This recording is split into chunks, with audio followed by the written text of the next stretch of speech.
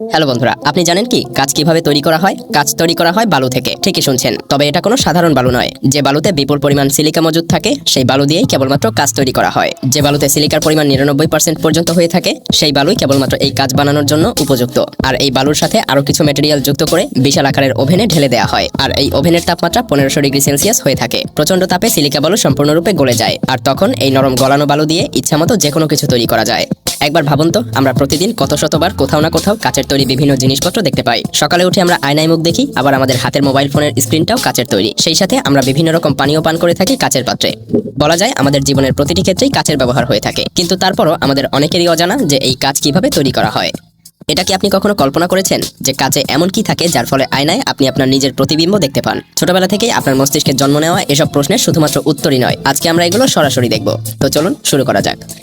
কাঁচ বেশ কয়েক প্রকারের হয়ে থাকে। সবথেকে বেশি ব্যবহার করা হয় দুই ধরনের কাঁচ। প্রথমটি হলো সিম্পল গ্লাস, যা ট্রান্সপারেন্ট অর্থাৎ স্বচ্ছ হয়ে থাকে। আর এই গ্লাস আমরা বিভিন্ন ক্ষেত্রে ব্যবহার করে থাকি, যেমন বিভিন্ন কাচের পাত্র, জানালা, বিভিন্ন গাড়ির গ্লাস সহ আরো অনেক কিছু। আর এই সিম্পল গ্লাস দিয়েই তৈরি করা হয় আয়না। দ্বিতীয় প্রকারভেদটি হলো স্পেশাল গ্লাস। স্পেশাল গ্লাস দিয়ে স্পেশাল জিনিসপত্রই তৈরি করা হয়, যেমন বুলেট প্রুফ গাড়ির গ্লাস। যদিও স্পেশাল গ্লাসেরও বহুল ব্যবহার রয়েছে, কিন্তু তারপরও 90% কাজে সিম্পল গ্লাস দিয়েই সবকিছু তৈরি করা হয়।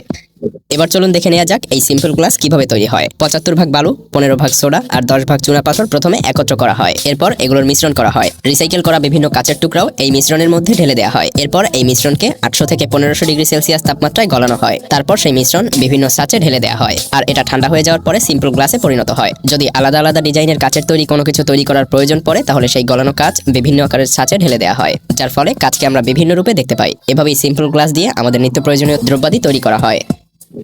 এছাড়াও গ্লাস আরো 3 ধরনের হয়ে থাকে। প্রথমটি হলো স্বচ্ছ গ্লাস, দ্বিতীয়টি অস্বচ্ছ গ্লাস, আর 3 নম্বরটি হলো অর্ধস্বচ্ছ গ্লাস।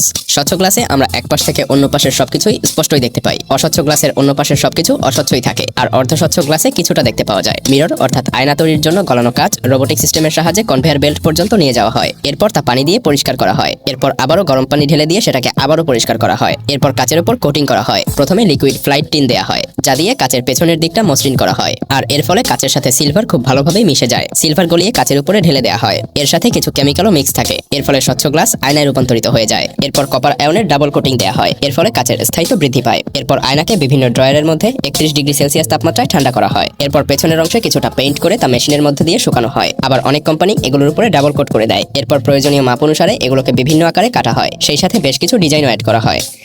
গ্লাসকে বিভিন্ন আকারে রূপান্তরিত করার জন্য বেশ কয়েকটি পদ্ধতি ব্যবহার করা হয়। তবে এর মধ্যে সবথেকে বহুল প্রচলিত পদ্ধতিটি হলো মোল্ডিং। এই পদ্ধতিতে বোতল, গ্লাস, জারের মতো দ্রব্যাদি প্রস্তুত করা হয়। এর জন্য গলানো কাচকে প্রথমে একটি ছাঁচে ঢেলে দেওয়া হয়। এই ছাঁচ বিভিন্ন আকারের হতে পারে, আর পরবর্তীতে কাচের আকার হয়ে থাকে